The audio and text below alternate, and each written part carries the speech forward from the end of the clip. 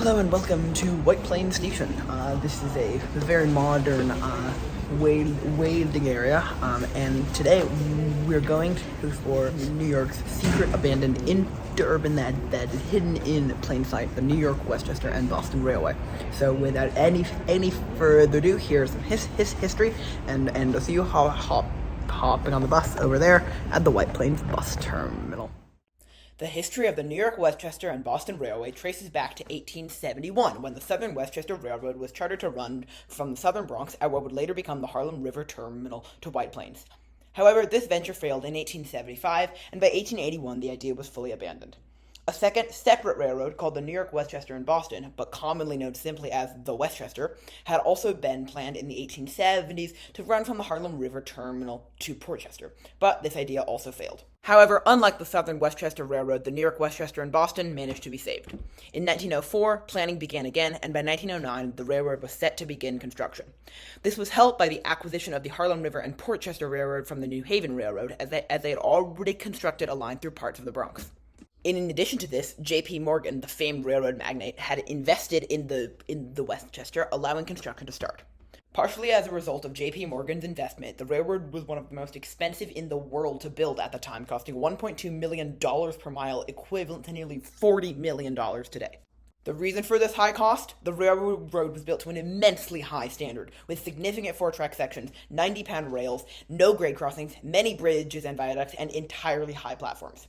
The reason for this was that the Westchester was supposed to be the more comfortable option for Westchester County commuters, and the theory was that people would choose it over the New Haven in droves.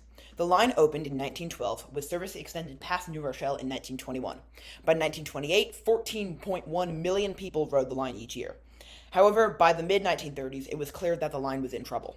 First and foremost, the lack of a connection to Manhattan was a huge killer for it, as the aforementioned theory that comfort would win over convenience proved untrue. Secondly, J.P. Morgan's death in 1913 put the Westchester under the immense power of the New Haven Railroad, and their bankruptcy in 1935 spelled doom for the New York, Westchester, and Boston. In 1936, efforts were made to boost the Westchester, but the main proponent of this New Haven Railroad, General Manager Clinton L. Bartow, died in August 1937. With his death, the Westchester's fate was sealed, and on December 31st, 1937, the line shut down for the final time. Despite efforts to restore the line, by 1946, it was completely ripped out. However, a shockingly high number of remnants still remain, so let's go see those remnants now. Alright, just got off the 60, that's heading down to Fordham. We're now in suburban lands. And no, this is right here. It's not where the old Ridgeway Station is, but there are remnants of the old Ridgeway Station, which is a bit down that way. So it's about a 10-minute walk to get there. I am going to do that walk, and I'll see you at Ridgeway Station. Alrighty, hello, welcome to Ridgeway Station. I have just come up the path from the actual street of Ridgeway. These are the old platforms at Ridgeway. I was shocked at just like how long they were. They continue pretty far down there, but down here you can see these were the old platforms, and you can also very obviously see line went down there, crossed Ridgeway on a bridge that of course got taken out, and then continued north. So, this station, fun fact, was opened in 1929 as an infill station, so it was not opened with the started line. As you heard in the history section, this is the Westchester Av branch, the White Plains branch, and that's where all the remnants we will see today are. But yeah, it's a very, very cool little unknown remnant, and like I said, I was shocked at how much platform remnants, how much of the platforms were still left. But cool. This is cool, but the next two and really all of the following remnants will be cooler. So let's now cut to, I guess, a little travel montage to Heathcote Station, our next remnant.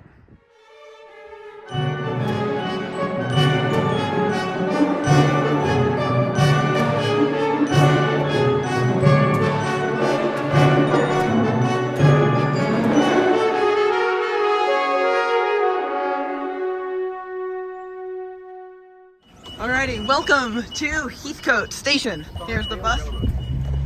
So this is the Heathcote Station building. Unlike Ridgeway, where we saw the platforms, this time we're seeing the station building, and those are old New York, Westchester, and Boston Railway crests, which is very cool. It is now a real estate office, and I don't think it's open. It might be open, I don't know. It does not appear to be open, but the inside has been changed massively, and it's literally just a real estate office. But this is the old Heathcote Station, and if you're wondering, wait, where were the platforms? Down there. So I'll film this, but this down here is the Heathcote bypass. It is a it's kind of highway, kind of not, but down there where the platforms, they're also completely gone because they built the highway on the right way of the railroad. But this is Heathcote Station. So now I'm going to get some food in a crappy strip mall, and then let's cut now to probably the coolest remnant on this line, Quaker Ridge Station. So I'll see you there. Alrighty, this is Quaker Ridge Station. Wow, this is impressive. So this is a road called Kewanee Road. It's a little dead end street. This used to be the station driveway, and this is the old station. So you can see the platform is still there. The entire station is still there, and the trackways are also there. This is now someone's house, so I'm not gonna attempt to climb up to the trackways. And I think the person is using the northbound entrance as their main entrance. I might attempt to see that from like the other road, but again, I don't want someone getting angry with me, so I'm not gonna like go and mess with it. But I did walk up here. Just, it's insane how original this is. I'm fairly sure there used to be a crest of the Westchester and Boston there, but everything else is completely original. So this station was here's the view inside. So it's just being used as the garage, not as any railroad thing. The station was described as a mini Penn Station. Of course, they are referring to the original Penn Station, not either the basement dump or Moynihan. But yeah, I can see that it's really impressive. So yeah, I'm not going to climb up to the trackways because that would be probably not a good idea, and also I think that's a security camera. But I will attempt to head around to the other side and see if I can see anything from the main road. I don't think I can, but we'll see. So cut to that now. Hi, I'm voicing this over because I was rambling a lot in this clip. The northbound side of the station looks very much the same. Like there are a few slight differences, but it is someone's house, so like don't go there. If you want to see Quaker Ridge, go to the southbound side. They look pretty much exactly the same. So yeah, that's that. I'll now see you after a bunch of bus riding and shenanigans down in Pelham at the Highbrook Av Bridge. Alrighty, this is the Highbrook Av Bridge. So Highbrook High Line. It's a little park now, and there are historical thingies, which I think they are chronological going the other way, because that one was about closing it. Yes, yeah, they're chronological going the other way.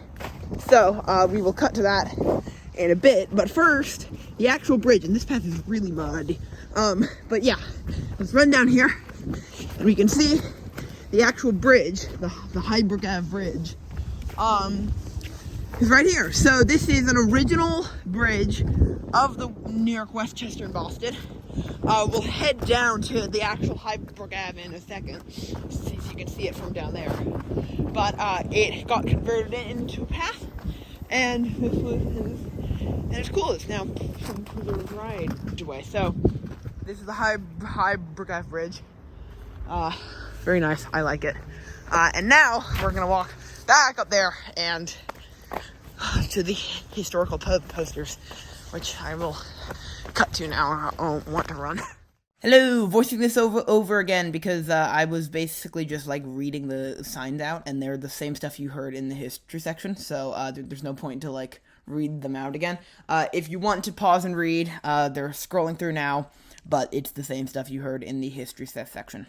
So now, I'll see you down on the actual street of Highbrook Ave to see the Highbrook Ave Bridge from below, and then we'll head into downtown Pelham. So this is the Highbrook Ave Bridge from below. It is a lot more impressive from below. As you can see, it's an arch bridge. So yeah, this is one of the examples of the Westchester and Boston building too. Some really high standards along their route. And there's a New York State historical poster sign, so let's go read that. All right, so the site of the New York, Westchester, and Boston Railway, 1912 to 1937. Commissioned by J.P. Morgan, the railway played a significant role in the creation and growth of railway suburbs, including Pelham. So this bridge was built in 1910, and it was designed by the same architect who designed Grand Central. And then welcome to Highbrook. So yeah, very cool. So now I'm going to go actually into the real town of Pelham. And get some food because I'm hungry. Hello, I just got pizza at Pelham Pizza. It was good.